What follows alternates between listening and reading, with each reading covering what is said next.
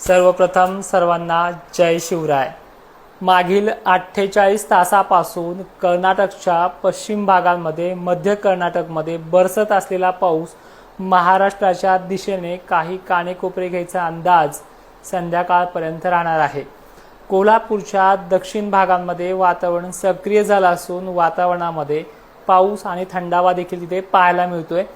सांगली, सोलापूर आणि लातूरच्या दक्षिण भागामध्ये त्याची मजल पुढील 2 ते 3 तासांमध्येही मारू शकतो। लातूरचा निलंगा पट्टा यामध्ये राहण्याची शक्यता आहे। धाराशिव जिल्ह्यामध्ये सोलापूर काही भागांमध्ये लोहारा खुर्द परिसर, अक्कलकोट एरिया, सांगलीचा दक्षिण, पश्चिम आणि पूर्व भागाचा समावेश आहे। वातावरणाला अजूनही गरमीची लेवल जर कायम असेल सांगलीमध्ये तो उत्तरेकडे देखील सरकणार आहे। वातावरणाचा प्रभाव रत्नागिरी, सातारापर्यंत मजल मारू शकतो आणि अजून थोडी जरी चालना मिळाली, गरमीची लेवल अजूनही तिथे असेल तर पंढरपूर एरियापर्यंत तुरळक ठिकाणी होईना आज मध्यरात्रीपर्यंत पाऊस असणार आहे। लातूर जिल्ह्याची व्याप्ती दक्षिणेकडे 25% वरती पोहोचू शकते। गरमीची लेवल जास्त असलेल्या भागांमध्ये थोडी पाण्याची थेंबाची जाडी जास्त असू शकते, पण व्याप्तीच्या बाबतीत वातावरण हे फुल परफॉर्मन्स करणार आहे। अनेक ठिकाणी धारा देखील उतरू शकतात। भाग व्याप्ती लातूर दक्षिण आहे, सोलापूर दक्षिण आहे, त्यानंतर सांगली दक्षिण, पश्चिम आणि पूर्व एरिया आहे। कोल्हापूर मात्र अनेक ठिकाणी असं असणार आहे। बेळगाव, निपाणी या भागांमध्ये पुढच्या काही तासांमध्ये मेघगर्जनेसह मुसळधार देखील पाऊस कोसळू शकतो, कारण की कर्नाटक मागे जसं सांगितलंय त्याच पद्धतीनं 70% व्यापला गेला आहे। त्यामुळे कलाबुर्गी मार्गे येणारं वातावरण हे लातूरकडे, बसव कल्याण मार्गे येणारं वातावरण हे लातूर, निलंगा, लोहारा खुर्द, सोलापूरपर्यंत आणि बेळगाव मार्गे येणारं वातावरण हे सांगली तसेच गोवा पणजी मार्गे येणारं वातावरण कोल्हापूरकडे प्रस्थान करते। कोकण किनारपट्टीला सुद्धा चांगल्या पावसाची शक्यता आहे। त्याचबरोबर इकडे छत्तीसगड, तेलंगणात बनलेला कमी दाब लो प्रेशरचं वातावरण जे आहे, अरबी बंगालच्या उपसागरातला जे काही बाष्प आहे ते चंद्रपूर जिल्ह्यांमधल्या चांदूर भागामध्ये, चांदूरच्या पश्चिमेकडील एरियामध्ये, केलापूर, वणी दक्षिण भागामध्ये समावेश होऊ शकतो। गरमीची लेवल असलेल्या भागांना इथे देखील दिलासा मिळण्याची शक्यता आहे। उर्वरित महाराष्ट्र म्हणजे खानदेश, मराठवाड्यातले, विदर्भातले राहिलेल्या भागांना अजून पावसाची वेट आणि व्याजची भूमिका राहील। मात्र राज्यातलं वातावरण जे आहे ते 20 आणि 21 पासून चांगलंच बिघडणार आहे। 20 आणि 21च्या दरम्यानमध्ये पुणे, अहिल्यानगर मोजक्या ठिकाणी, नाशिक तुरळक ठिकाणी, कोकण किनारपट्टी, मुंबईत बऱ्याच ठिकाणी पावसाची शक्यता राहू शकते। विदर्भ आणि मराठवाड्यामध्ये सध्या रखरख असलेलं वातावरण, बिना ढगाळ वातावरण असलेल्या वातावरणामध्ये पुढील 72 तासात म्हणजे 20 तारखेपासून चेंज होणार आहे। तिथून पुढे ढगांची गर्दी, ढगाळ वातावरणातलं टेम्परेचर काही प्रमाणात कमी होत 25 तारखेपासून पावसाचा जोर देखील महाराष्ट्रामध्ये वाढू शकतो। याबद्दल अजूनही माहिती आपल्या ॲप्लिकेशनमध्ये लाईव्हच्या दरम्यान घेऊयात।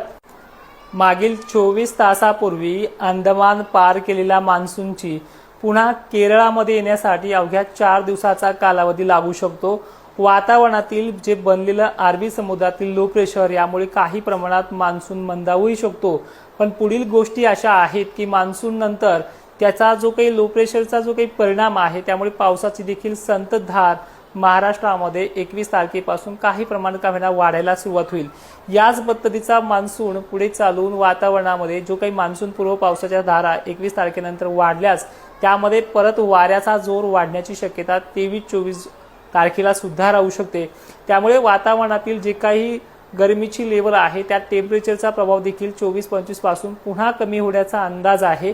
पण याच मेच्या आठवड्यामध्ये काही प्रमाणात झालेला सुरुवात होणारा पाऊस हा पिकांसाठी किंवा शेतकऱ्यांसाठी फायदेशीर देखील ठरू शकतो, पण याचा अर्थ असा नाही की हा पाऊस सर्वदूर राहील।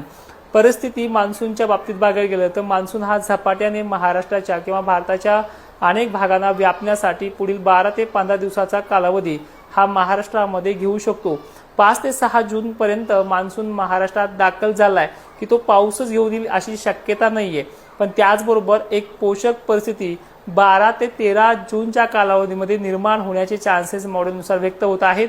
याच काळामध्ये 15 जून ते 20 जूनच्या कालावधीमध्ये महाराष्ट्रात पेरणी योग्य पाऊस, पेरणीच्या लायकीचा पाऊस जो आहे तो महाराष्ट्रात पडण्याचा अंदाज आहे। याबद्दलही तुम्हाला 15 ते 20 दिवस अगोदरच पोस्ट दिलेली आहे।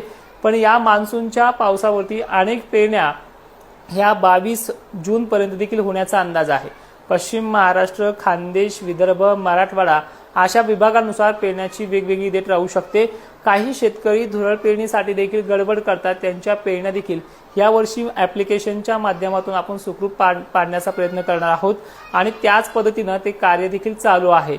मान्सूनच्या बाबतीत थोडक्यात जर सांगायचं झालं तर 15 ते 22 जूनच्या या कालावधीमध्ये मराठवाड्यातल्या आणि विदर्भाच्या पेरण्या स्टार्टअप होऊ शकतात। पूर्व विदर्भाला जवळपास 17 ते 18 जून पासून स्टार्टअप होण्याचा कालावधी लागू शकतो।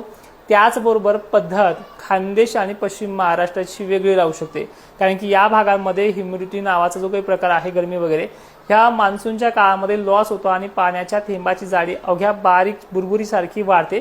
त्यामुळे यांच्यासाठी सुद्धा 25 ते 26 जूनचा कालावधी लागण्याचा अंदाज आहे, पण स्टार्टअप इथे सुद्धा 20 जूनच्या आसपास होऊ शकते। या अगोदर जर सांगायचं म्हटलं तर इथे काही ठिकाणी ठिकठिकाणी जसा भाग बदलत पद्धतीच्या पावसामुळे देखील पेरणीला वेग 16 तारखेपासून येण्याचा अंदाज आहे। सरळ आणि थोडक्यात सांगायचं झालं, जो मान्सून 5 जूनच्या आसपास महाराष्ट्रात दाखल होऊ शकतो। मग पेरण्या इतक्या लेट का? कारण की मान्सून सोबत पोषक अशी परिस्थिती, कमी दाबाचे पट्टे हे आवश्यक असलेल्या काळामध्ये ती निर्माण होण्याची शक्यता कमी आहे। मान्सूनला परत एकदा सायक्लोनिक सिस्टम म्हणजे चक्रीवादळाचा परत अडथळा येण्याचे अंदाज आहेत। पहिल्या आठवड्यात हे सक्रिय होऊ शकतं, त्यामुळे मान्सूनवरती आणि मान्सून आगमनापूर्वी धुरळ पेरणी देखील टाळावी, कारण की धुरळ पेरणीचं योग्य नियोजन आपल्या ॲप्लिकेशन शिवाय आपण बाहेर देखील लीक करणार नाही, कारण की तो खूप मोठा जिम्मेदारीचा विषय असतो। तर मित्रांनो, ह्या व्हिडिओमध्ये तेच थांबतो। लवकर भेटूया आपल्या ॲप्लिकेशनच्या लाईव्हमध्ये। तोपर्यंत जय शिवराय।